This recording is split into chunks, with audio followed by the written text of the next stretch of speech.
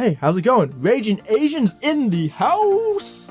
And I'm starting to notice that my little hobby of watching anime is starting to go mainstream. I totally liked it before it was cool.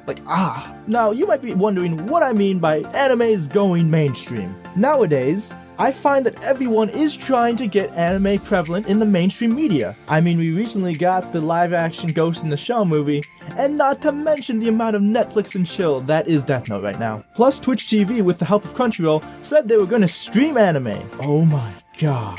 What, Funimation and Crunchyroll's relationship lasted for about a few months now?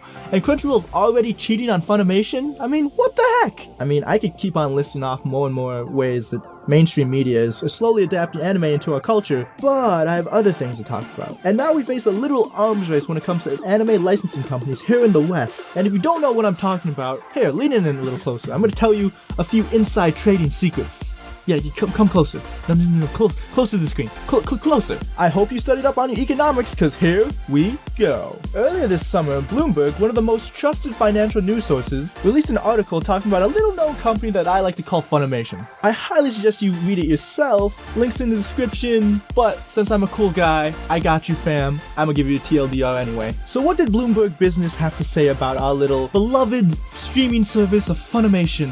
Now, the article also talks about Sony and Comcast. Yes, the two juggernauts of the entertainment business, Sony and Comcast. I'm talking Fortune 500 companies here. Now, both companies recently actually wanted to straight up buy out Funimation altogether, like as a package. Similarly, how Comcast recently bought out Verizon and Universal Studios, you know, because they're just trying to stay relevant, because cable's dying.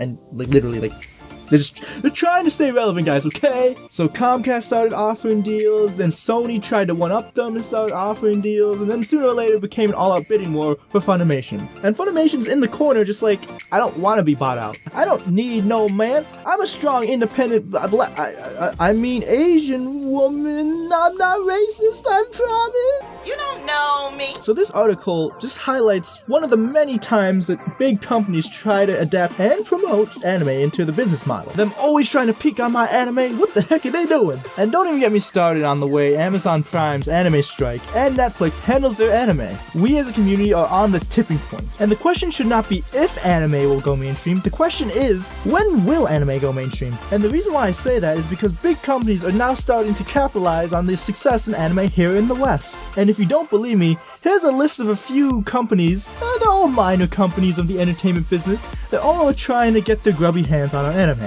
We got Amazon, AT&T, Comcast, Netflix, Sony, Apple, Roku, Universal, Verizon, and even mother flippin' Disney. Yeah, I didn't say fucking. I keep this PG, motherfucker! And the list goes on and on. Why do you think Funimation and Crunchyroll recently had a partnership?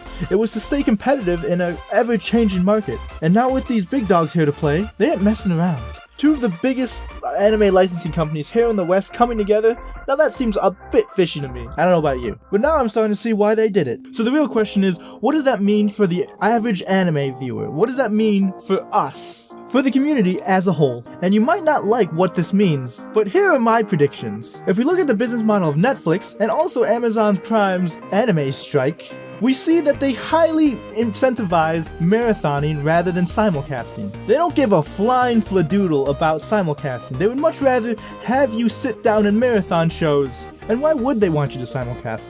Marathoning is way more profitable. Retention time is key when it comes to profit. Netflix and YouTube has been exploiting this tool for years. And why wouldn't other business models try to pick it up? It works and it's effective. And this really bums me out because I love simulcasting. If they're gonna take that away from me and only release whole series at a time, then I'm gonna be kinda sad because I know a bunch of people love this. This feature of anime is what makes the community so fresh and lively. Again, this is just me hypothesizing on what the future might look like when it comes to anime. And just because a bunch of big companies are trying to steal away licensing agreements with Funimation and Crunchyroll, doesn't mean they're gonna bastardize what it means to be an anime fan. I don't know if too many anime fans know this, but you do know that Crunchyroll was bought out by AT&T back in 2014, and I don't think they want you to know that. They want to keep the small company feel, and they don't want you to know that anime has turned into a huge entertainment business here in the West. And the reason why I bring this up is because just because big companies take over our beloved anime streaming sites doesn't mean they're gonna instantly destroy them. And at the end of the day, The thing that actually controls how anime is portrayed in the West is us. We have the money. We can spend our money where we want, and companies will realize where the money is going. We don't have to adapt to these companies. The companies will adapt to us. It'll just take a little bit of time, patience, and us making sure we spend our money on what we actually want. So this is the end of the video, and I hope you like it.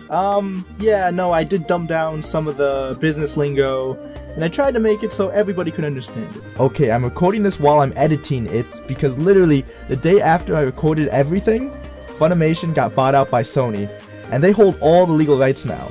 Now what that means is beyond me. I might make a part 2 of this, but only time will tell what will happen to Funimation and Sony's deal. Hit me up in the comments if you want to hear me talk about another topic about anime. And if you like, comment, and subscribe, it will mean the world to me. And as always, you remember to have a fabulous day, and you stay classy.